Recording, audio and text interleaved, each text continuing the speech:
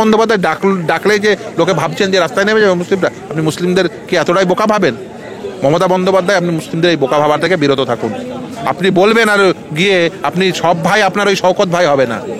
আর তার থেকে বড় কথা আমি বলে দিই যে মমতা বন্দ্যোপাধ্যায় তো সব থেকে ভালো জানে যে ওই যেখানে বাস স্ট্যান্ড নিয়ে কী করবি, তুই তো বোম বান্ধি, ওখানে ওই ওনার দিকে কেউ কি বোম ছুঁড়েছিল, আর সেই বোমটি কে ছুঁড়েছিল উনি সব থেকে ভালো জানেন। এক সময় বোঝা যাচ্ছিল মুসলমানদের ভোট দরকার, মুসলমানদের হাসপাতাল হয়েছিল, এখন দেখে হিন্দু ভোট কমে গেছে, তাই এখন ভাবছে যে জগন্নাথ মন্দির করলে হিন্দুরা ভোট দেবে। আপনি মুসলমান বা হিন্দু কাউকে এত বোকা ভাববেন না।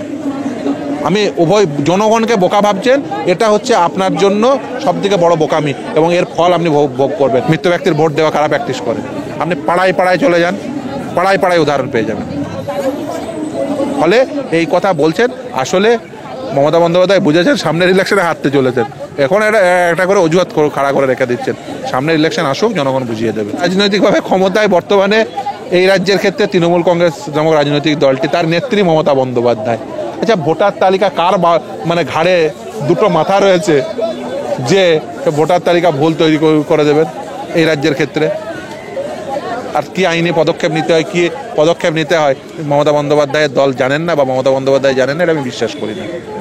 কিন্তু হ্যাঁ, এই রাজ্যের ক্ষেত্রে কি হয়, ওই যে ধরুন কিছু মৃত ব্যক্তির নাম উঠে গেছে, গিয়ে ভোট দিয়ে মেরে চলে এসো, তারপরে ওই ভোট যারা বিরোধী ভোট দেবে তাদেরকে ভোটার ওই বুথ পর্যন্ত যেতে যেও না, এ প্র্যাকটিস তো তৃণমূল কংগ্রেস করে।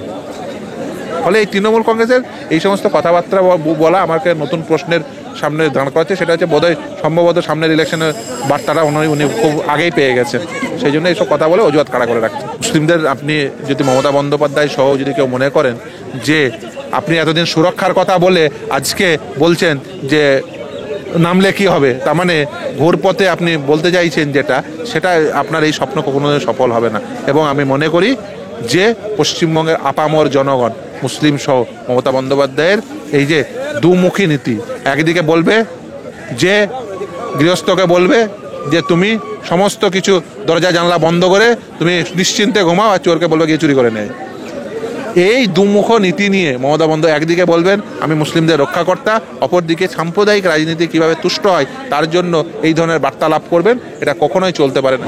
দাদা, সেখানেই প্রশ্ন উঠবে যে রাজ্য জুড়ে যে বিভিন্ন দুর্নীতির অভিযোগ ওঠে, মমতা বন্দ্যোপাধ্যায় কি আন্দাজ করতে পেরেছেন যে সেই দুর্নীতির অভিযোগ বা বিভিন্ন ক্ষেত্রে ভোট দিতে না পারার কথা আপনি বলছেন, মানুষ এই বিষয়টা আর গ্রহণ করছে না, লক্ষ্মীর ভাণ্ডার, স্বাস্থ্যসাথী এসব দিয়ে আর কুলানো সম্ভব হবে না?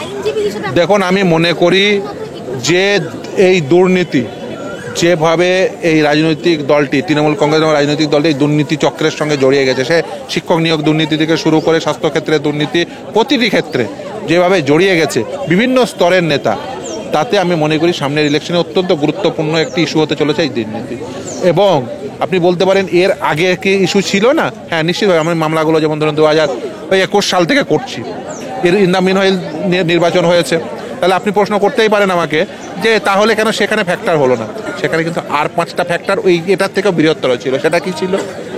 যে এই রাজ্যের ক্ষেত্রে এই রাজ্যের মানুষ কিন্তু আপনি বলতে পারেন যে যেমন স্বাধীনতা সংগ্রামে এই বিশেষ করে বাংলা পশ্চিমবঙ্গের যে অবদান, সেটা কিন্তু একেবারেই প্রথম সারিতে।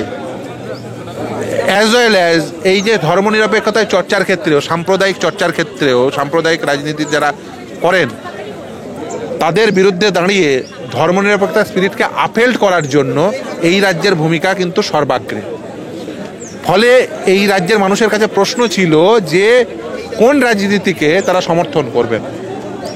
কিন্তু আমি মনে করি যে সামনের বিধানসভা নির্বাচনে যেমন ধর্মনিরপেক্ষতার একটা ইস্যু, তার সঙ্গে কিন্তু এই দুর্নীতিও একটি অত্যন্ত বৃহৎ ইস্যু। ফলে শুধু ধর্মনিরপেক্ষতার স্বার্থে, যদিও এই মমতা বন্দ্যোপাধ্যায় একেবারে সাম্প্রদায়িক রাজনীতি করে না, এটা আমি মনে করি না। আমি মনে করি উনি নরম সাম্প্রদায়িকতার রাজনীতি করেন, এবং এই নরম সাম্প্রদায়িকতার রাজনীতি করতে উনি অনেক সময় আরএসএস বিজেপির মাটি তৈরি করে দেন সুন্দর করে। এই যেমন তো কয়েকদিন থেকে বলছে না, দেখবেন যে বলে দেব ওরা যদি রাস্তায় নামে, এই সমস্ত কথাবার্তা। এটা কেন একসময় তো দায়িত্ব নিয়েছিলেন, সুরক্ষা দেওয়ার তো দায়িত্ব নিয়েছিলেন, সুরক্ষা দেওয়ার দায়িত্ব নিয়ে এখন রাস্তায় নামিয়ে দিচ্ছেন, গৃহযুদ্ধের পরিস্থিতি তৈরি করছেন।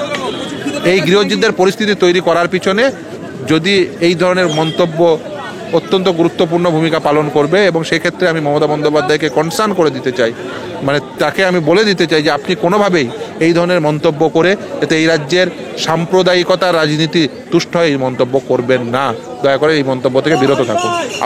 আপনি একটি অত্যন্ত গুরুত্বপূর্ণ পদে আছেন, আপনার মন্তব্য জনমানুষের প্রভাব ফেলে, এবং এই মন্তব্য করে আসলে আপনি যেটা করছেন সেটা হচ্ছে RSS বিজেপিকে মাটি তৈরি করে দিন। এখন আমি প্রথমেই বলি যে এই যে ভোট একটি গণতন্ত্রের অত্যন্ত গুরুত্বপূর্ণ উৎসব বলে আমি মনে করি, কিন্তু এই গণতন্ত্রের একটা চর্চা করতে হয়। এই গণতন্ত্রের চর্চার ক্ষেত্রে আপনি এই যে দুটো রাজনৈতিক দলের কথা বলছি, তারা কিন্তু বেশ কিছুটা পিছিয়ে আছেন। কেন বলছি? তারা ভোটে জিততে পারে। গণতন্ত্রের চর্চায় মূল চালিকা শক্তি হলো যে বহুমত। উভয় রাজনৈতিক দলই এই বহুমতের একেবারে পরিপন্থী। তার কারণ দেখবেন, আপনি যদি এই রাজ্যের ক্ষেত্রে দেখেন পঞ্চায়েত নির্বাচন, সেই পঞ্চায়েত নির্বাচনে কি ঘটেছে দেখেছেন। আবার এই যে ধরুন কেন্দ্রে যারা ক্ষমতায় রয়েছে, তারা একটা অংশকে একদম টার্গেট করে নিয়েছে। কিসের জন্য? তারা টার্গেট করে নিয়ে সাম্প্রদায়িক বিষ ছড়িয়ে তারা ভাবছেন যে সংখ্যাধিক্যের রাজনীতি করব, সেখানে একেবারে টার্গেট করে আমি একটা অংশকে বিচ্ছিন্ন করে দেব। এই যে এক্সক্লুশন যে প্র্যাকটিস, সেই এক্সক্লুশনের প্র্যাকটিস কখনোই গণতন্ত্রের জন্য কল্যাণকামী হতে পারে না। এটা অত্যন্ত নিন্দনীয়, এবং এটা আমি মনে করি যে গণতন্ত্রের প্র্যাকটিসের ক্ষেত্রেও সঠিক নয়। তাই এই দুটো রাজনৈতিক দলই যারা বহুমতের ভিন্ন মতের সঠিক স্ফুরণ হতে দেয় না, রিফ্লেকশন হতে দেয় না, তারা একেবারেই সঠিক কাজ করেন না। এবার তারা বলছেন যে ভোট, তারা আসলে যখন যেটা সুবিধাজনক অবস্থান হয় তখন সেই সুবিধাজনক অবস্থান নেন। দেখবেন এক সময় দাঁড়িয়ে মমতা বন্দ্যোপাধ্যায় কি বলেছিলেন, ভাঙড়ে দাঁড়িয়ে বলেছিলেন মুসলমানদের জন্য হাসপাতাল হবে। এবার বুঝে গেছেন যে না, এর তো লোকে বেশি ইমাম ভাতা করেছি, মুসলমানদের জন্য হাসপাতাল হবে এটা বলেছি, এর ফলে কিছু হিন্দু ভোট তো আমার কমে যাচ্ছে। তাহলে কি করতে হবে? চলো দীঘাতে একটা জগন্নাথ মন্দির বানাতে হবে।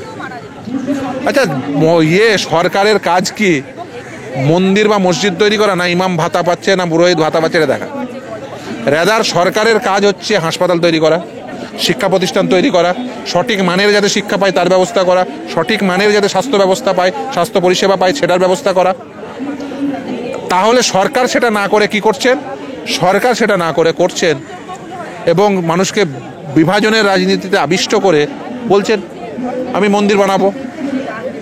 মুখ্যমন্ত্রী বলছেন আমি মন্দির বানাচ্ছি, মুখ্যমন্ত্রী বলছেন মুসলমানদের জন্য হাসপাতাল বানাচ্ছি। আসলে এইসব বলে যেটা করছেন সেটা হচ্ছে যে ওনার যে প্রশাসনিক অদক্ষতা, উনি যে ব্যর্থ হয়েছেন সেটাকে ঢাকার চেষ্টা করছেন। এইভাবে ঢাকা যাবে না। লোকসভায় আমরা দেখেছিলাম মমতা বন্দ্যোপাধ্যায় কাগজ ছুঁড়েছিলেন, তখন বলেছিলেন বামেরা অর্থাৎ CPM বা বামফ্রন্ট তারা বাংলাদেশি অনুপ্রবেশকারীদের ভোটার তালিকায় ঢোকায়। এখন বিজেপি বলছে যে তৃণমূল কংগ্রেস অনুপ্রবেশকারীদের ভোটার তালিকায় ঢোকাচ্ছে। দেখুন, ওই যে বললাম সুবিধাজনক অবস্থান, এক সময় বোঝা যাচ্ছিল মুসলমানদের ভোট দরকার, মুসলমানদের হাসপাতাল হয়েছিল, এখন দেখে হিন্দু ভোট কমে গেছে, তাই এখন ভাবছে যে জগন্নাথ মন্দির করলে হিন্দুরা ভোট দেবে। আপনি মুসলমান বা হিন্দু কাউকে এত বোকা ভাববেন না। আমি উভয় জনগণকে বোকা ভাবছেন, এটা হচ্ছে আপনার জন্য সবথেকে বড় বোকামি, এবং এর ফল আপনি ভোগবেন। জনগণ ইতিহাস রচনা করে, অপেক্ষা করুন, বা জনগণ ইতিহাস রচনা করে দেখিয়ে দেবে। দিল্লির নির্বাচনের পরে মমতা বন্দ্যোপাধ্যায় নিজেও সরব হয়েছিলেন যে সেখানে ভোটার কারচুপি হয়েছিল, ভোটার তালিকা কারচুপি হয়েছিল। এবার বাংলায় নির্বাচন, 26-এর নির্বাচন এগিয়ে আসার আগে মমতা বন্দ্যোপাধ্যায় আবার বলছেন যে বিজেপি ভোটার তালিকায় কারচুপি করছে। দেখুন, আমি বলি যে আমি মনে করি ভোট ব্যালটে হওয়া উচিত প্রথম। দ্বিতীয় কথা হচ্ছে যে ভোটার তালিকায় যদি এইভাবে কেউ ম্যানিপুলেট করেন, সুযোগ রয়েছে, উপযুক্ত পদক্ষেপ গ্রহণ করুন সকলকে। এবং আমি মনে করি ভোটার তালিকা সত্যিই সংশোধন হওয়া উচিত। অনেক সময় দেখা যায় ভোটার তালিকায় মৃত্যু ব্যক্তি রয়ে গেছেন, আর মৃত্যু ব্যক্তিদের ভোট সব থেকে বেশি তো তৃণমূলই দেয়। এই রাজ্যের ক্ষেত্রে সব থেকে বেশি ভোট কারচুপি সব থেকে বেশি কারা করে এই রাজ্যে দাঁড়িয়ে বর্তমানে? ভোট না দিতে দেওয়া কারা প্র্যাকটিস করে, মৃত্যু ব্যক্তির ভোট দেওয়া কারা প্র্যাকটিস করে? আপনি পাড়ায় চলে যান, পাড়ায় উদাহরণ পেয়ে যাবেন। ফলে এই কথা বলছেন, আসলে মমতা বন্দ্যোপাধ্যায় বুঝেছেন সামনের ইলেকশনে হারতে চলেছেন, এখন একটা করে অজুহাত খাড়া করে রেখে দিচ্ছেন। সামনের ইলেকশন আসুক, জনগণ বুঝিয়ে দেবে।